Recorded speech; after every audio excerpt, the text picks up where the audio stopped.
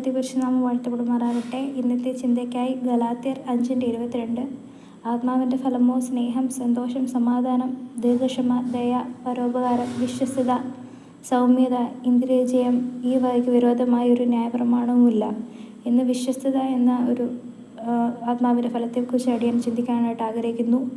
നമുക്കറിയാം, വിശ്വസ്തത എന്നാൽ നമ്മെ ഏൽപ്പിച്ച് ചെയ്യുന്ന ഏത് കാര്യവും സത്യസന്ധമായി ചെയ്യുന്നതും അതിൻ്റെ കൃത്യതയോടുകൂടെ ചെയ്യുന്നതുമാണ് വിശ്വസ്തത എന്ന് പറയുന്നത്. നാം സങ്കീർത്തനങ്ങൾ 12-ാം സങ്കീർത്തനത്തിൽ നാം ഇപ്രകാരം വായിക്കുന്നു: യഹോവയെ രക്ഷിക്കണമേ, ഭക്തന്മാർ ഇല്ലാതെ പോകുന്നു, വിശ്വസ്തന്മാർ മനുഷ്യപുത്രന്മാരിൽ കുറഞ്ഞിരിക്കുന്നു. ഇന്ന് വംശനാശം സംഭവിച്ചുകൊണ്ടിരിക്കുന്ന ഒരു വിഭാഗമാണ് വിശ്വസ്തർ. ഇന്നത്തെ പാപബന്ധനത്താലുള്ള ഈ ലോകത്തിൽ നമുക്ക് വളരെ കുറഞ്ഞ രീതിയിലാണ് വിശ്വസ്തന്മാരെ കാണാൻ സാധിക്കുന്നത്. അതുപോലെ തന്നെ മനുഷ്യർ തമ്മിലുള്ള പരസ്പര വിശ്വാസം അറ്റുപോയിക്കൊണ്ടിരിക്കുന്ന ഒരു കാലഘട്ടത്തിലാണ് നാം ഇന്ന് ജീവിച്ചിരുന്നത്.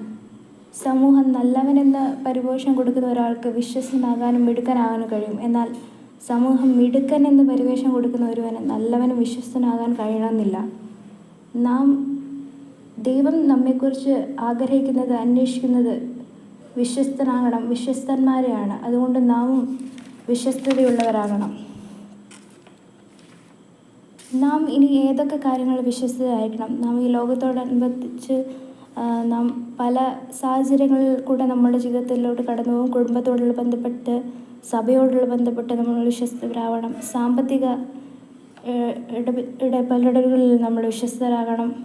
ഭാര്യ ഭർത്താക്കന്മാർ തമ്മിൽ വിശ്വസ്തരായിരിക്കണം. സഹോദരങ്ങൾ തമ്മിൽ പരസ്പരം വിശ്വസ്തതയുള്ളവരായിരിക്കണം.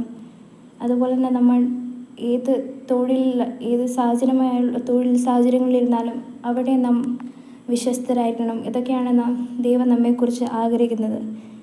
ദൈവം നമുക്ക് തന്നിട്ടുള്ള ടാലൻറ്റിൽ നമുക്ക് എന്തൊക്കെ ടാലൻ്റ് ഉണ്ടോ അതൊക്കെ നാം ഈ ലോകത്ത് നമ്മൾ അതിൻ്റെ കൃത്യമായി അത് യൂട്ടിലൈസ് ചെയ്യുന്നുണ്ടോ എന്നതിനെപ്പറ്റി നാം നമ്മെ തന്നെ ശോധന ചെയ്യേണ്ടത് ആവശ്യമാണ്. ദൈവം നമുക്ക് തന്നിരിക്കുന്ന ബുദ്ധിയിൽ നമ്മൾ ദൈവത്തോട് വിശ്വസ്തരാണോ? ദൈവം തന്നിരിക്കുന്ന സമയത്തിൽ നാം ദൈവത്തോട് വിശ്വസ്തരാണോ എന്നതിനെപ്പറ്റി നാം നമ്മെ തന്നെ ശോധന ചെയ്യേണ്ടതുണ്ട്.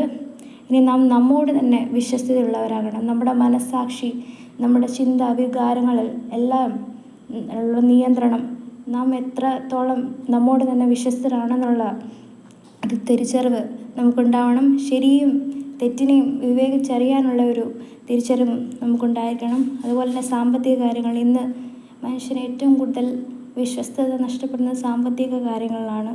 നമുക്ക് എല്ലാവർക്കും അറിയാം, ഈ ലോകത്തിൽ ഏറ്റവും കൂടുതൽ തട്ടിപ്പ് നടക്കുന്നത് ഫിനാൻഷ്യലായിട്ടുള്ള കാര്യങ്ങളെ ചൊല്ലിയാണ്. അതുകൊണ്ട് നാം അതിലൊന്നും വീഴാതെ, ഈ ലോകത്തിൽ നിന്ന് ഒരു സുഖമോഹങ്ങളിൽ വീഴാതെ ദൈവത്തോട് പരിപൂർണമായ വിശ്വസ്തത നമ്മുടെ ജീവിതത്തിൽ ഉണ്ടായിരിക്കാൻ, ദൈവം അന്വേഷിക്കുന്ന വിശ്വസ്തരാകുവാനും ദൈവം നമ്മെ ഓരോരുത്തരെയും സഹായിക്കുമാറാകട്ടെ. ദൈവത്തിൻ്റെ അതിപരിശുദ്ധ നാമം വാഴ്ത്തപ്പെടുമാറാകട്ടെ.